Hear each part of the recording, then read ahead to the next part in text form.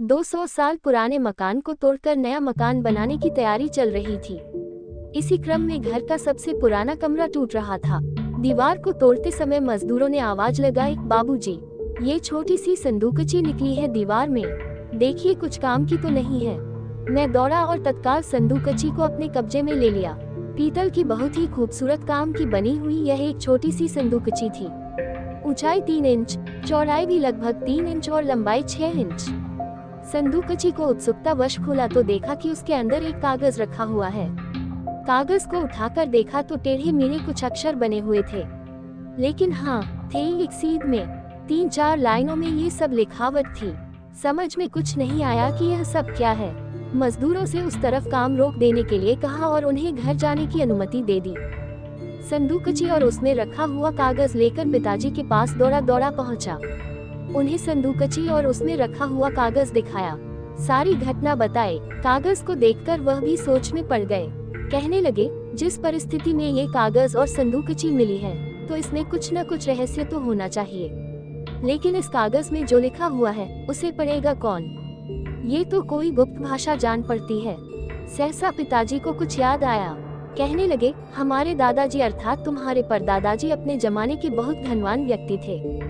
मेरे पिताजी बताते थे कि उन्होंने अपना कोई खजाना कहीं छिपा दिया था और फिर अंतिम समय में उसके बारे में स्वयं ही भूल गए थे।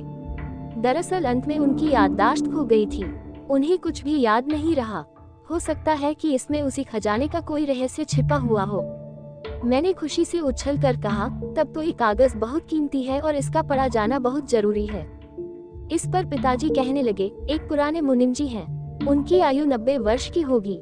अगर उनसे जाकर पूछा जाए तो शायद इसे पढ़ लें। सुना है पुराने जमाने में वह बही खातों का काम करते थे। तत्काल मैं और पिताजी स्कूटर पर बैठे और जिन मुनिम जी का जिक्र हो रहा था उनके घर पर पहुंच गए। और हाँ, रास्ते में कुछ फल और मिठाइयाँ साथ में ले ली। खाली हाथ जाना उचित नहीं था। मुनिम जी घर में खाली बैठे थे। उनके पुत्र से पूछा, क्या मुनिम जी हैं? उद्धरण चिन्ह। वह कहने लगा, अभी तो जब तक ऊपर से बुलावा नहीं आया है हमारी छाती पर ही मूंग दल रहे हैं। सुनकर धक्का लगा। बुजुर्गों के बारे में भला कोई ऐसा कहता है? ऐसा नहीं कहना चाहिए आपको। क्यों नहीं कहना चाहिए? अब जब ये किसी काम के नहीं हैं, सिवाय खाना और सोना, इसके अलावा इनसे कोई काम आता नहीं, तो इनकी उपयोगिता ही क्या है? इनका मूल्य फूटी कौड़ी भी नहीं रह गया है। पिताजी ने मुनिम जी के पुत्र से बहस करना उचित नहीं समझा, बस इतना कहा, आप हमें उनसे मिलवा दीजिए। लड़का बोला, आइए चलिए, आप मिल लीजिए। क्या करेंगे मिलकर? पिताजी बोले, कुछ नहीं, बस हाल चाल पूछना था। लड़का मुनिम जी के पास ले गया। मुनिम जी चारपाई पर रोगी सी अवस्था में थे। उम्र की बात भी थी। पिताजी ने उनकी कुशल क्षेम पूछी, वह पहचान गए। पिताजी ने उन्हें फल और मिठाई सौंपी, जिसे उनका पुत्र तत्काल ले गया। कमरे में अब केवल मुनिम जी, मैं तथा पिताजी थे। पिताजी ने मुनिम जी से कहा, आपसे एक कागज पढ़वाना है, पढ़ देंगे? मुनिम जी के रूखे चेहरे पर हल्की सी हंसी तैरी और कहने लगे, हाँ, अभी आंखों से इतना तो दिख जाता है कि लिखा क्या है, लेकिन ऐसा क्या है जो सिर्फ मैं ही पढ़ सकता हूँ? पिताजी ने कागज उनके आगे कर दिया। मुनिम जी ने कागज हाथ में लिया और 2 मिनट तक उसे भीतर ही भीतर पढ़ते रहे। उनकी आंखों में गहरी चमक आ गई। धीरे से पिताजी के कान में बोले, इसमें खजाने का विवरण लिखा हुआ है, ये तुम्हें किसी दीवार में छुपाया हुआ तो नहीं मिला? पिताजी खुशी से कांपने लगे, बोले, हाँ ऐसा ही है। मुनिम जी ने धीरे से कहा, इसमें लिखा हुआ है कि जिस स्थान पर संदूकची में ये कागज रखा हुआ है, ठीक उसी स्थान पर नींव में सोने की अशफियों का संदूक गड़ा हुआ है। फिर मुनिम जी ने धीरे से बताया, ये कागज मुंडी लिपि में लिखा हुआ है।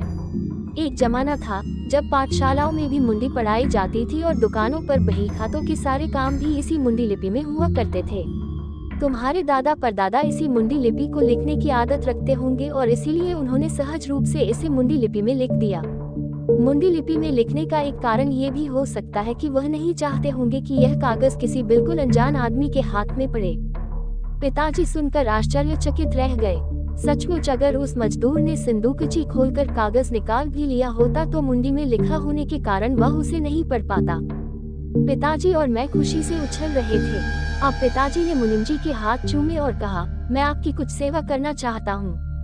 10,000 रुपए लाया हूँ, आपको दे दूँ? बूढ़े मुनिम जी ने कहा, मुझे देकर क्या करोगे? और मैं रूपों का करूँगा भी क्या? बुझता हुआ चिराग हूँ, मेरे बेटे को दे दो, शायद वह इससे मेरी कुछ कद्र करने लगे। पिताजी ने ऐसा ही किया। बाहर आए और मुनिम जी के लड़के को 10,000 रुपए दे दिए। कहा, इनसे मुनिम जी की अच्छी तरह सेवा करते रहना। लड़के की समझ में कुछ नहीं आया, लेकिन उसने झटपट रुपए अपनी जेब में रख लिए। पिताजी घर आए। हम दोनों ने मिलकर हथौड़ी से उस स्थान पर पहले दीवार हटाई और फिर नींव खोदना शुरू किया। जरा सा नीचे जाते ही एक संदूक में सोने की अशफिया भरी हुई मिल गई। मुनिम जी ने मुंडी लिपि में लिखे हुए कागज को बिल्कुल ठीक पढ़ा था। मैंने कहा, पिताजी, अगर मुनिम जी जीवित नहीं होते तो क्या मुंडी लिपि पढ़ने वाला कोई और व्यक्ति शहर में था?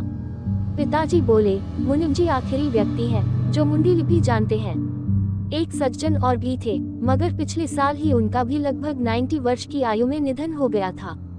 वैसे मेरा अनुमान भी कुछ कुछ मुंडी लिपि की तरफ ही जा रहा था, इसीलिए मैं तुम्हारे साथ मुनिम जी के पास ही सबसे पहले गया।